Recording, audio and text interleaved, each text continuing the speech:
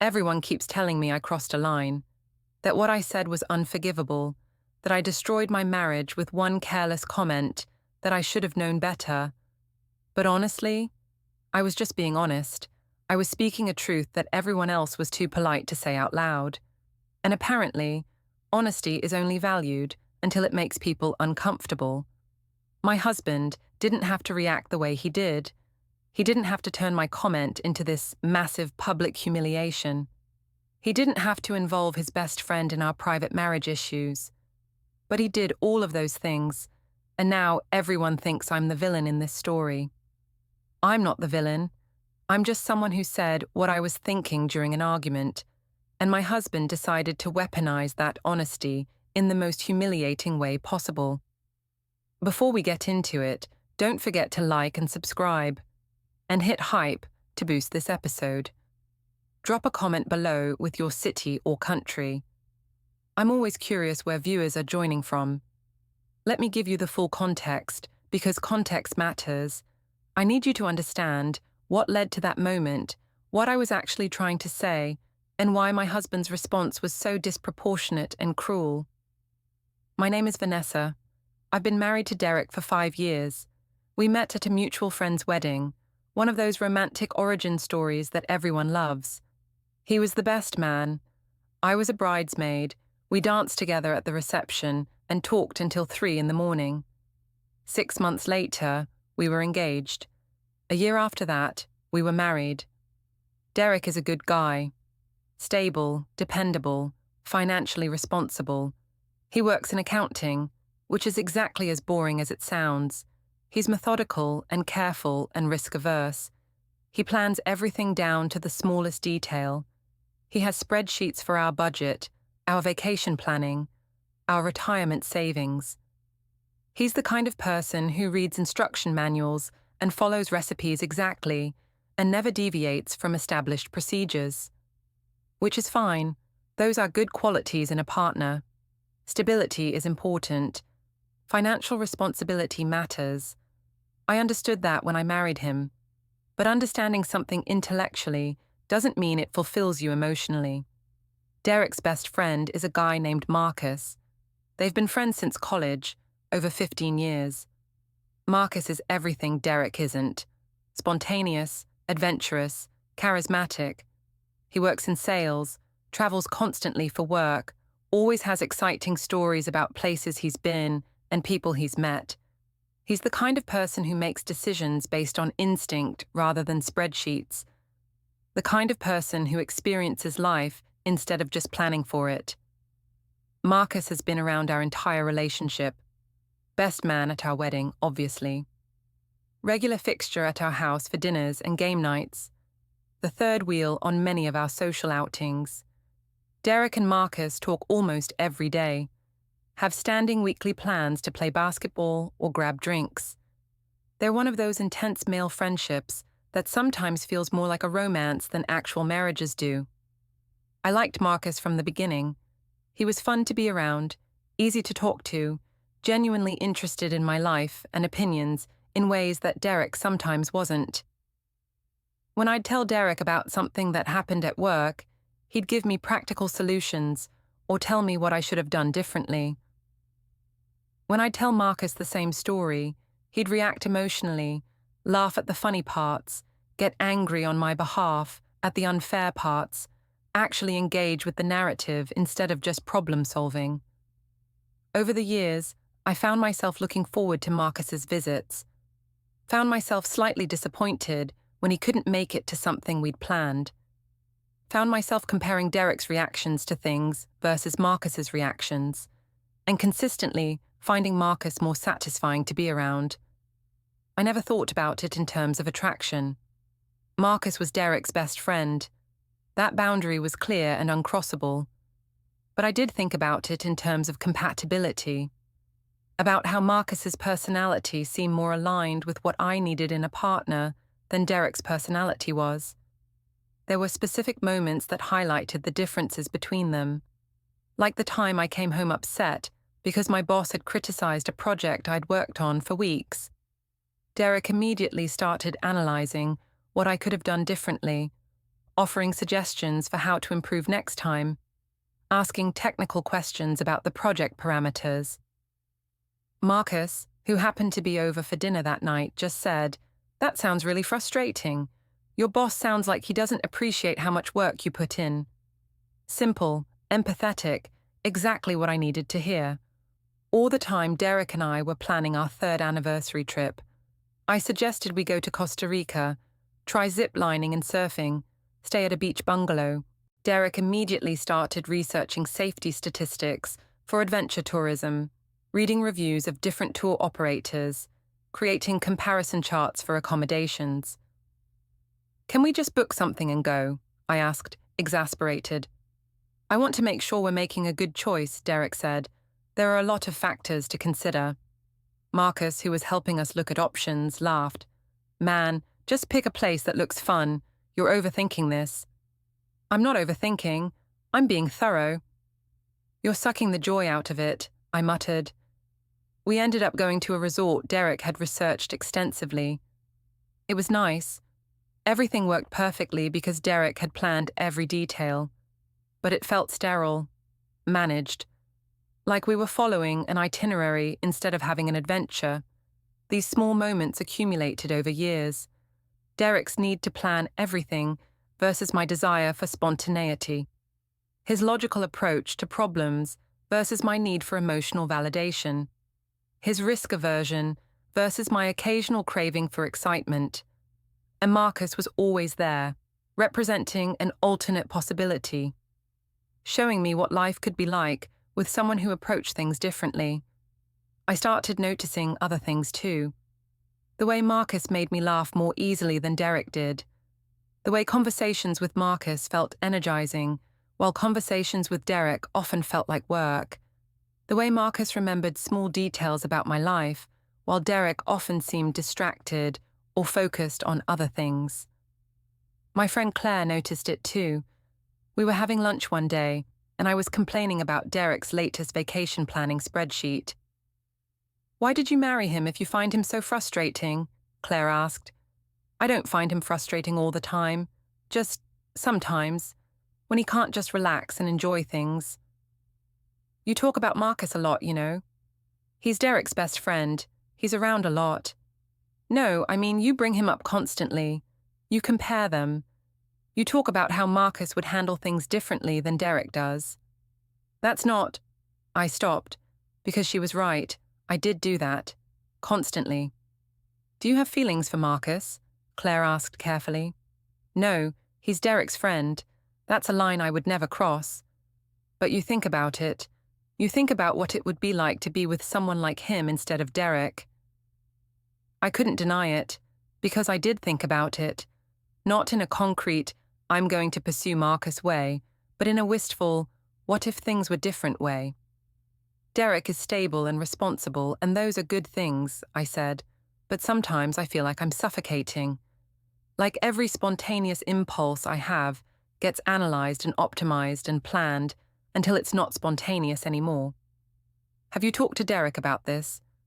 "I've tried. He just says I should appreciate his planning instead of resenting it, that his way prevents problems and saves money and makes things run smoothly." "And Marcus? Marcus just lives. He doesn't overthink everything. He doesn't need to control every variable. He trusts that things will work out." Claire looked at me seriously. "You know Marcus is single for a reason, right? He's fun and spontaneous, but he's also unreliable. He cancels plans last minute. He forgets birthdays. He doesn't follow through on commitments. Derek may be boring, but he shows up, every time." She wasn't wrong.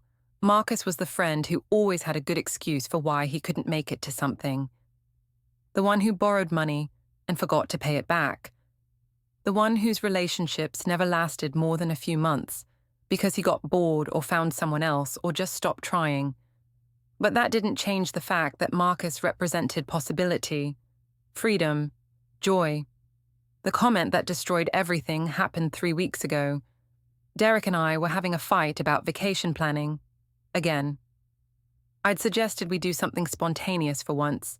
Just pick a destination and go without months of research and planning. Derek had immediately pulled out his laptop to start creating a spreadsheet comparing hotel prices and flight options and tourist attractions. "Can we just not plan every detail for once?" I asked, frustrated. "Can we just be spontaneous?" "Spontaneity is how people end up spending twice as much money and having half as much fun," Derek replied, not even looking up from his screen. "Planning ensures we make the most of our time and budget, but it also removes all the joy. Everything becomes a project to optimize instead of an experience to enjoy." "I enjoy optimization. I enjoy knowing we're making smart choices." "You enjoy control. You enjoy feeling like you've minimized all possible risks and surprises."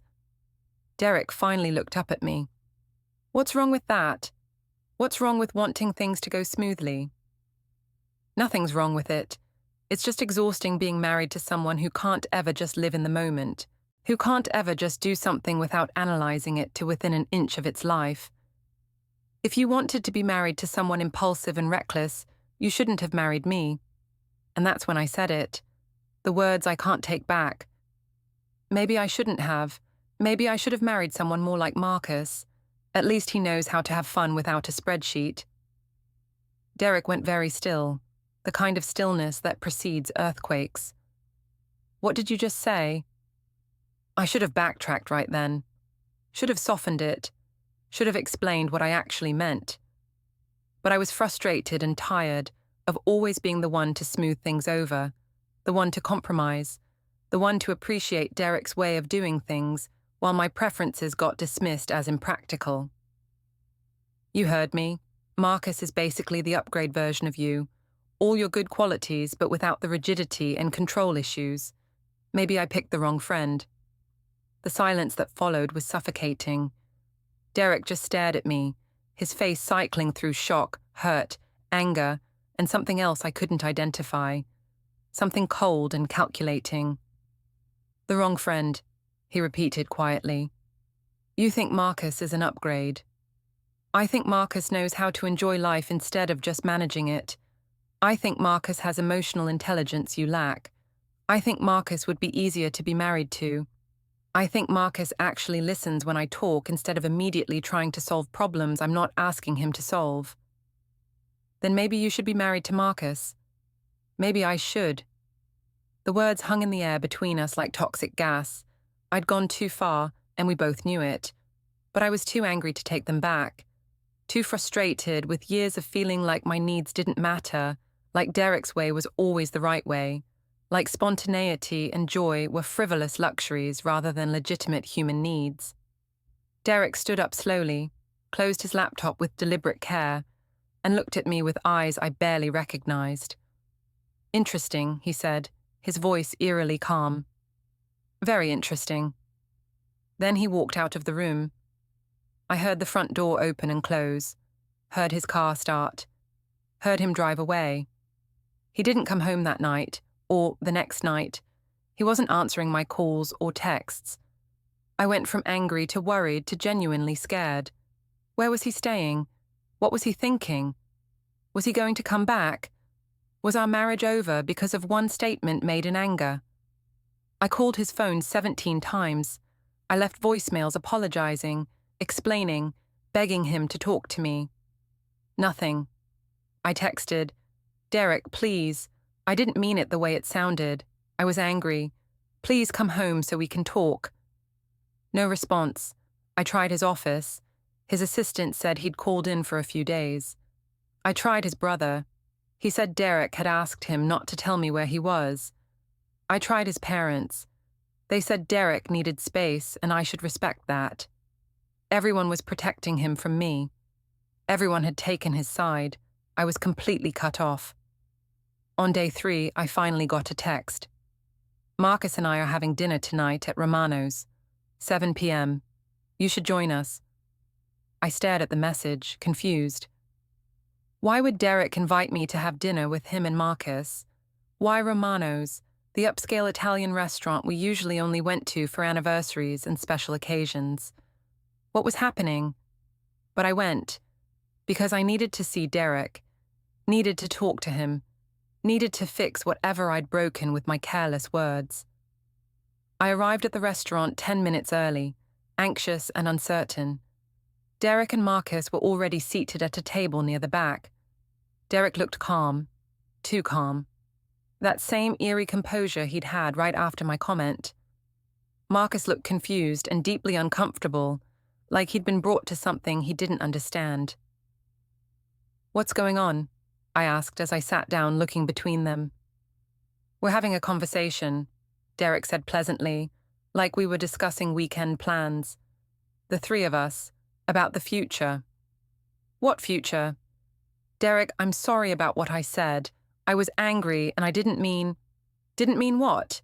Derek interrupted, his voice still unnervingly pleasant. "You said Marcus was the upgrade version of me. You said he'd be easier to be married to. You said you picked the wrong friend. Those are direct quotes, Vanessa. Very specific quotes. What part didn't you mean?" My face went hot. Marcus was staring at his water glass like he wanted to disappear into it. "Guys, I really don't think I should be here for this," Marcus said. "This is between you two. This is private." "No, stay," Derek said firmly. "This involves you directly. Vanessa thinks you're a better option than me. I think you deserve to know that. I think you deserve to be part of this conversation about whether you want to accept the position of Vanessa's husband." "Derek, stop," I said, my voice shaking. "You're embarrassing me on purpose." "I'm embarrassing you?" Derek's eyebrows rose. "You told me you wished you'd married my best friend. You compared me to him and found me fundamentally lacking. You suggested I was the wrong choice, but I'm the one embarrassing you by taking you seriously." The waitress approached to take our drink orders. The timing couldn't have been worse. Derek ordered a scotch, expensive, which was unlike him. Marcus ordered a beer. I couldn't speak, just shook my head at the waitress. After she left, Derek turned his full attention to Marcus. "So here's what I'm thinking. Vanessa has made it clear that she wants to be married to you instead of me, that she thinks you're the superior option. The upgrade, as she put it. And honestly, maybe she's right. You're more fun than me, more spontaneous, more emotionally available, better at responding to feelings instead of trying to fix problems. All the things she values. Derek, man, I don't know what's happening right now, but I really don't think—" "What I'm wondering," Derek continued as if Marcus hadn't spoken, "is whether you want the responsibility, because being married to Vanessa isn't just fun and spontaneity and emotional conversations. There's actual responsibility involved, real work, daily maintenance." I felt tears starting to build. "Stop it. Please stop." "It's managing her mother's constant drama and her sister's weekly crises. It's listening to the same complaints about her boss every single day for 3 years. It's remembering that she needs decaf after 3 p.m. or she can't sleep. It's knowing which friends she's currently fighting with so you don't accidentally bring them up. It's picking up her prescriptions because she forgets. It's understanding her coffee order changes based on her mood and the season." Marcus looked like he wanted to climb under the table. "It's knowing she gets anxious on Sunday nights and needs reassurance that the week ahead will be okay. It's recognizing that when she says, 'I'm fine,' she's usually the opposite of fine, and you need to dig deeper. It's understanding that a spotless kitchen means she's overwhelmed about something she hasn't told you yet. It's being patient when she picks fights because she's actually upset about something else entirely." "Derek, please." My voice broke. "It's apologizing, even when you're right, because keeping the peace matters more than being correct. It's planning vacations she'll actually enjoy, even though your natural inclination is towards structure and certainty. It's becoming someone you're not naturally comfortable being, because that's what partnership requires. It's compromise. It's sacrifice. It's work." Derek's voice wasn't angry. It was sad, resigned, and somehow that was infinitely worse than if he'd been yelling. "So, my question for you, Marcus, is whether you want all of that. Whether you want the responsibility of actually being Vanessa's partner, not just the fun friend she wishes she'd married. Because I've been doing it for 5 years. I've been showing up every single day. I've been managing the boring details so she can focus on the exciting things, and apparently, I'm not doing it well enough. Apparently, she'd rather have someone who doesn't plan vacations, but also doesn't remember her mother's birthday, or pick up her medication, or notice when she's spiraling. The restaurant noise around us seemed to fade. Other diners were definitely watching now, sensing drama at our table. The waitress was hovering near the bar, clearly unsure whether to approach. So, Derek looked at Marcus expectantly. Are you interested? Do you want to take on the responsibility of being married to my wife? She's decided you're the better option. I'm just asking if you accept. Marcus looked at me, then at Derek, then back at me. His expression was a mixture of pity and discomfort, and something else. Honesty, maybe. No, Marcus said finally. Absolutely not. I don't want that. The words shouldn't have hurt. I didn't actually want Marcus, but they did anyway. Derek, you're my best friend, Marcus continued. I would never pursue your wife. That's not even a question. But even if you weren't my friend, even if Vanessa was just some random woman, I still wouldn't want this. I wouldn't want to be married to her. Now the words really hurt. Marcus is being diplomatic, Derek said. Let me translate. What he means is that you're exhausting, Vanessa. You're high maintenance in ways I don't think you fully recognize. You need constant emotional validation. You interpret practical support as emotional distance. You turn every disagreement into a referendum on whether you're loved enough. You create drama where none exists because you need the stimulation. I was crying openly now. Other diners were definitely watching. I saw someone pull out their phone, probably recording this disaster. And I do those things, Derek continued. I provide that validation. I apologize for being practical. I reassure you constantly. I engage with the drama because you need it. I do all of that because you're my wife and I committed to you, because I love you even when loving you is exhausting work. But Marcus is being honest about something I haven't been, Derek said. He couldn't handle it. He wouldn't want to. Being married to you requires a level of patience and compromise and selflessness that most people don't have. I have it. I've been providing it for 5 years. But you're right. Marcus probably would be easier to be married to, because he wouldn't put up with any of it.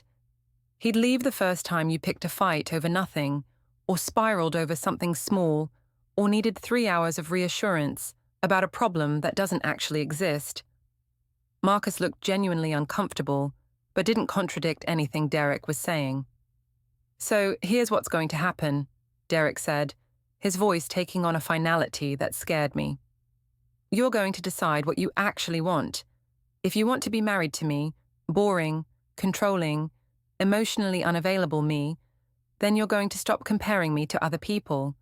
You're going to stop suggesting I'm inadequate because I'm not spontaneous enough or emotionally intuitive enough. You're going to appreciate what I actually bring to this marriage instead of fixating on what I don't bring. And if I can't do that, my voice was barely a whisper, then you're going to leave. I'll make it easy for you. I'll be the one who files. I'll be generous with the division of assets, but I will not stay married to someone who thinks I'm second best, who thinks my best friend is an upgrade, who fundamentally doesn't respect who I am as a person.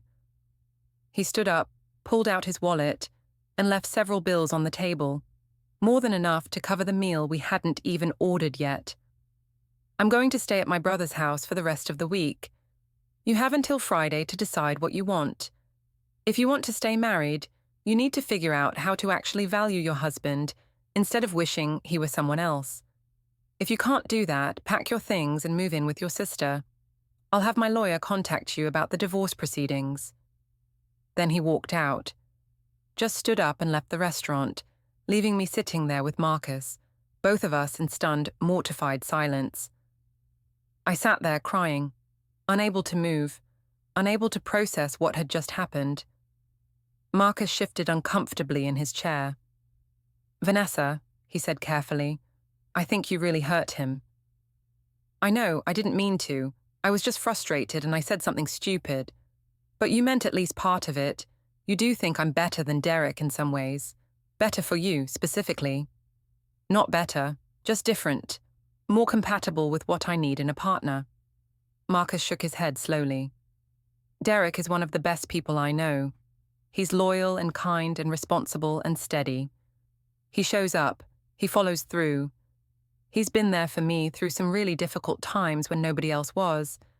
And yeah, he's not spontaneous. He plans everything. He's risk-averse. But those aren't character flaws, Vanessa. That's just who he is. And those qualities are exactly why he's been able to be married to you for 5 years. What's that supposed to mean? It means you need someone patient, someone who doesn't give up easily, someone who's willing to do the work even when it's not fun or exciting. Derek is that person. I'm not. I get bored. I leave when things get difficult. I prioritize fun over responsibility. Those qualities that you find so attractive in me, they're the same qualities that would make me a terrible husband, to you or to anyone. You think I'm too much work. I think you need a lot. There's nothing wrong with that. But Derek provides those things, and you don't appreciate it. You just see what he doesn't provide and wish he was more like me. But if you actually had me, you'd realize within a month that I'm not equipped to give you what you need. So you're taking his side. I'm not taking sides. I'm telling you that my best friend is devastated, that you said something incredibly hurtful that exposed years of resentment, and that, if you want to save your marriage, you need to figure out what you actually value about Derek instead of constantly measuring him against some fantasy version of a partner who doesn't exist. The fantasy version is you, apparently. No, it's not. It's some imaginary person who has Derek's stability and my spontaneity and perfect emotional intelligence and no flaws whatsoever. That person doesn't exist. You're going to have to choose between real options, Derek as he actually is, or being alone. Marcus stood up to leave. Before he walked away, he said one more thing. For what it's worth, I hope you choose to stay. Derek loves you. He's hurt right now, but he loves you. And I think you love him too, even if you're too focused on what's missing to see what's actually there. Then he left too. Left me sitting alone at that table in Romano's, surrounded by strangers who'd witnessed my complete humiliation. I sat there for a long time, replaying everything. The conversation, my original comment, Derek's methodical dismantling of my fantasy, Marcus's honest assessment that he wouldn't want to be with me. The truth I didn't want to face was that Derek was right about everything. I was high maintenance. I did need constant reassurance. I did turn disagreements into existential crises. I did create drama where none needed to exist. And Derek had been managing all of that for 5 years without complaint, without making me feel like I was too much work, without suggesting I should need less or be easier.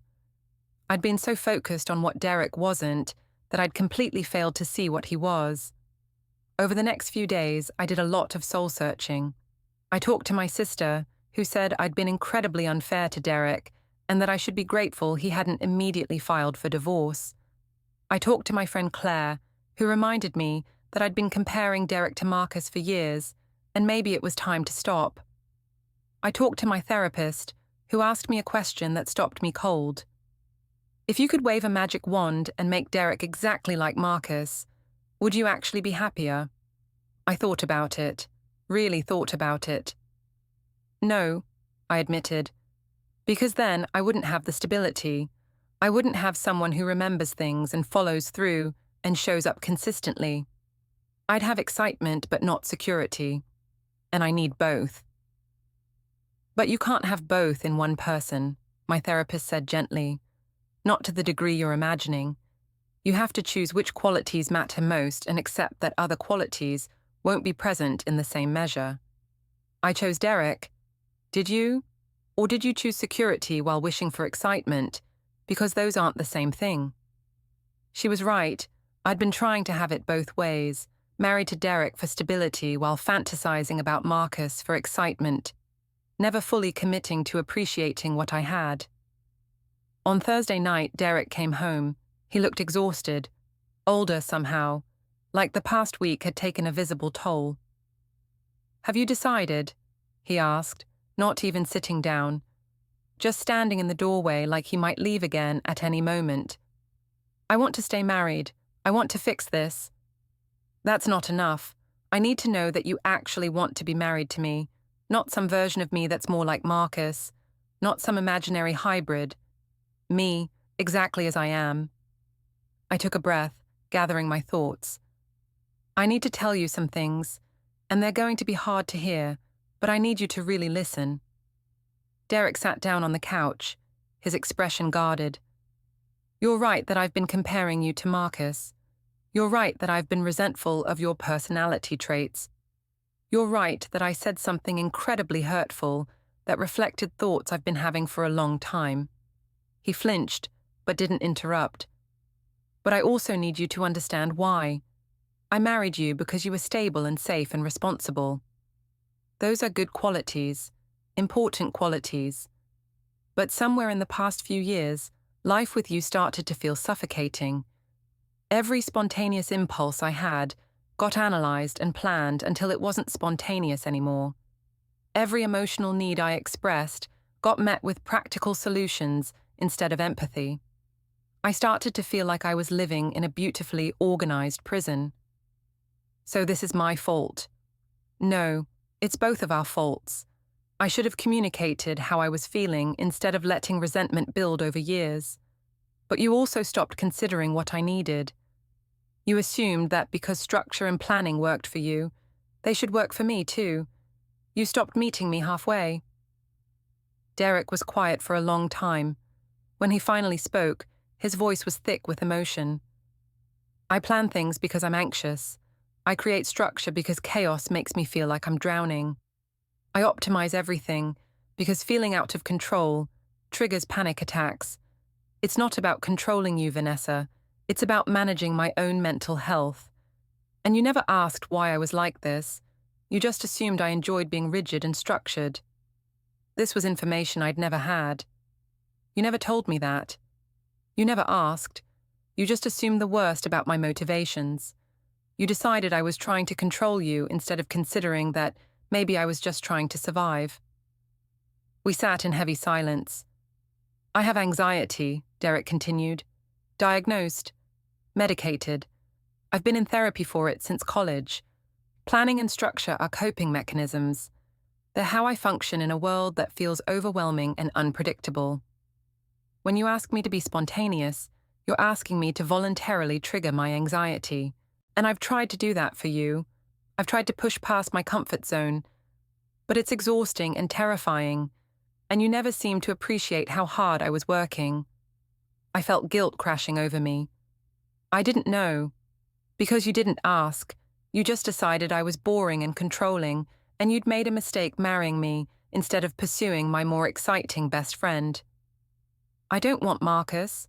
I don't actually want to be with him. But you think about it. You compare us. You wish I was more like him." "Yes," I admitted, "but that's not because I don't value you. It's because I've been focusing on what's missing instead of what's present, and that's my failure, not yours." Derek's eyes were wet. "When you said Marcus was the upgrade, it felt like everything I'd been doing for 5 years meant nothing. All the ways I'd been showing up, providing stability, taking care of details so you didn't have to. None of it mattered because I wasn't exciting enough. It matters. It all matters. I just didn't see it because I was too busy wishing you were different. And now I see it. Now I understand what I have, and I don't want to lose it." We talked for hours that night, about his anxiety and my needs, about communication failures on both sides, about how we'd both been assuming things about each other instead of actually discussing them. We decided to start couples therapy, to work on meeting each other halfway, him pushing his comfort zone sometimes, me appreciating his structure sometimes, to find a balance that honored both of our needs instead of one of us always sacrificing. It's been 4 months now. Things are better, but they're also forever changed. Derek has made efforts to be more spontaneous.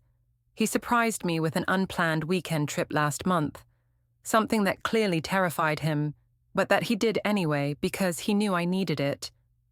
He's trying to respond to my emotional needs with empathy before offering solutions. He's working on being present in conversations instead of immediately moving to problem-solving mode. I've made efforts to appreciate his planning, to see his spreadsheets as care instead of control, to thank him for managing details that I find tedious, to recognize that his way of showing love is through acts of service and practical support, even if that's not the way I most naturally receive love. But things with Marcus are different now, permanently different. Derek told him everything I'd said about comparing them, everything I'd thought about wishing I'd chosen differently, and Marcus has pulled back significantly. He rarely comes over anymore. When he does, there's awkwardness that never existed before. He's polite but distant. The easy friendship we had is gone, replaced by careful politeness. Derek and Marcus's friendship is strained too. They still talk, still see each other occasionally, but there's a wound there that hasn't healed. Derek knows his wife wished she'd married his best friend. Marcus knows his best friend's wife thinks he's superior. That knowledge sits between them, poisoning what used to be easy. That's my fault. That's damage I caused with careless words. I miss Marcus sometimes, miss the easy conversations and laughter, but I also understand why distance is necessary. You can't maintain close friendship with someone whose wife publicly stated you were the upgrade version of them. People ask what I learned from this. I learned that comparison is poison, that honesty without compassion is cruelty, that you can be truthful and still be wrong, that fantasizing about alternatives prevents you from appreciating reality. But I also learned that Derek isn't perfect either, that his anxiety manifests as control in ways that are genuinely difficult to live with sometimes, that both of us have work to do, that saving our marriage requires ongoing effort from both sides. I don't think I'm the villain everyone wants me to be. But I'm not the victim either. I'm just someone who said something true and hurtful during a fight, and who's dealing with the consequences. Derek and I are rebuilding, slowly, carefully, with more honesty and communication than we had before. But that dinner at Romano's will always be there. That moment when Derek asked Marcus if he wanted the responsibility of being married to me. That public humiliation that showed me exactly what my fantasy looked like when examined in daylight. I didn't marry the wrong friend, but I almost destroyed my marriage by suggesting that I had. And every day now is spent proving that I actually value the choice I made, not just settling for it because the alternative wasn't available. That's harder than it sounds, because part of me still wonders what life would be like with someone more spontaneous, someone who didn't need structure and planning, someone who lived more in the moment. But then I remember Marcus saying he wouldn't want to be married to me. Remember the list of my flaws Derek recited in that restaurant. Remember that fantasy and reality are very different things. I chose Derek for good reasons. I just forgot what those reasons were. Now I'm trying to remember. Every day, in every moment, and hoping that's enough to repair what I broke.